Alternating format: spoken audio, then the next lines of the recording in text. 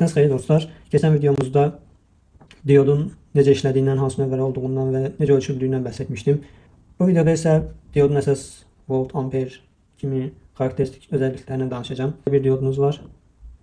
Bunun hansı voltda işlədiyini, parametrlərini öyrənmək istəyirsiniz. Nə edirsiniz? Baxın, üzərində bir kod yazılıb. Onu olduğu kimi, məsələn, 1N, baxın oxuyuram, 1N 4007. Bildik ki, bu 1N 4007 diyodumuzdur. Google'da 1N 4007 datasheet kimi oxuduruq. Oxuduqdan sonra belə bir sənədlə qarşılaşacaqsınız. İndi bu datasheetdə əsas parametrləri sizə göstərməyə çalışacağım. Baxın, burada yazıldığı kimi düzləndiricidir. 1N 4000 seriyasında 1N 4001-dən 4007'ye kimi diyodların parametrləri bir datasheetdə verilir. Baxın, hamısı bir datasheetdə verilib.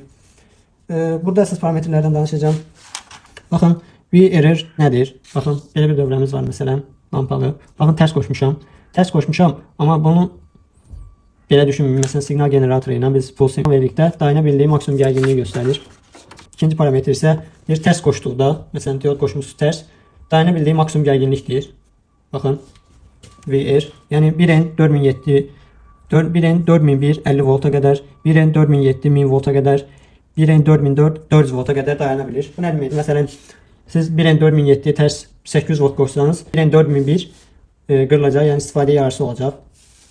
Bir digər əsas parametrimiz EF-dir. EF average forward current, yəni üzərindən keçirdiyi cəryandır. Burada şərt də qoyur. 75 dərəcədə 1 amper keçirir, 100 dərəcədə isə 0,75 amper. Gördüyünüz kimi temperatur diyodun üzərindən keçirdiyi cəryana təsir edir. Burada əsas parametrimiz VF-dir. VF nədir? İşte ki, diod üzərindən cəryan keçirdikdə müəyyən bir əmək haqqı gərginliyi alırdı ki, yəni üzərində saxlayırdı. Məsələn, EF, yəni üzərindən keçirdiyi cəryan 1 amper olarsa, deyir 1,1 volt.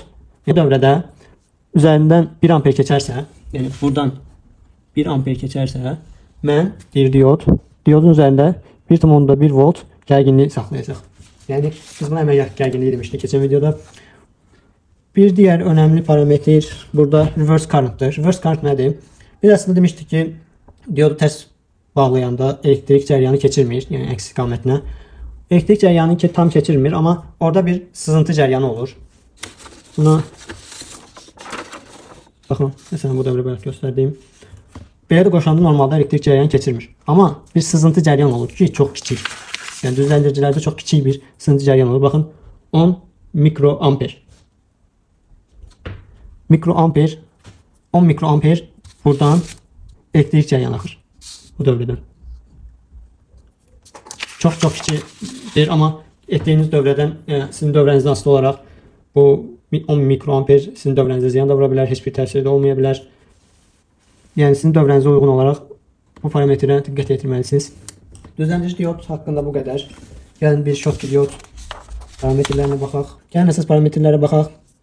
VRR burada yenə bayaq qeyd etdiyimiz kimi tərs qoşduqda, döynən bir cəryan verdikdə, yəni bir döynən cəryan verdikdə dözə bildiyi maksimum gərginlikdir, deyir 1N 58 17 20 volta qədər, 1N 58 19 isə 40 volta qədər dayana bilir. EF bayaq qeyd etdiyimizdir, baxın, yenə 1 amper keçirir. EF average forward current, yəni düz qoşulduqda üzərindən keçirdiyi ortalama cəryan 1 amperdir. Burada şərtlər qoyur, 125 dərəcə olmalıdır. Digər səhifəyə baxaq. Baxın, ER gördük. Belə də yazıla bilər, reverse gauge current da yazıla bilər. Və yaxud da reverse current da görə bilərsiniz. ER-dir, yəni ER. Hər ikisi eynidir. Biz diyodu tərs qoşduqda istədiyimiz odur ki, üzərindən heç cəryan axmasın.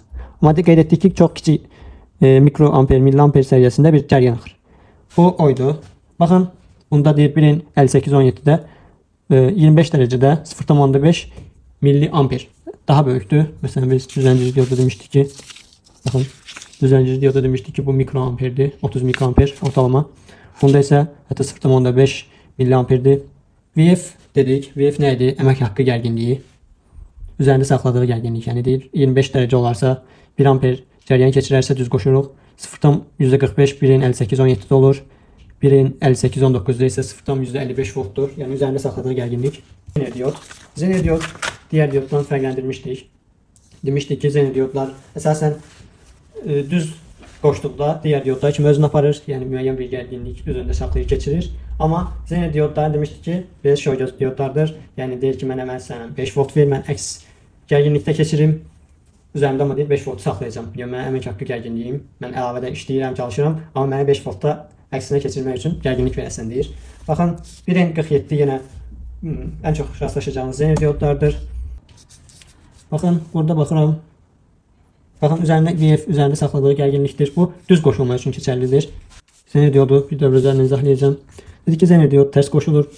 Tərs üzərindən elektrik cəryanı keçirməsi özəlliyindən istifadə olunur.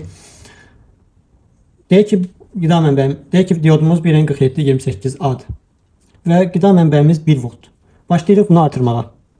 Artırırıq ta ki 3.3 olur və ya 3.5 deyək. 3.5 olan kimi zener üzərindən 76 mA cəryan keçirməyə başlayır. Yəni test current olur. Test current 76 mA, yəni üzərində saxladığı 3.3 volt olanda zenerin maksimum impedansı olur 10 ohm. Ona qədər isə 400 ohm olur. Yəni bu volt olmadan, bu amper üzərindən keçirmədən olur 400 ohm. Maksimum isə zener diod üzərindən, məsələn bu zener diod üzərindən maksimum 276 mA keçirə bilərik. Burada daha başqa önəmli özəllik maksimum reverse leakage dedik, sızıntı cəryanıdır.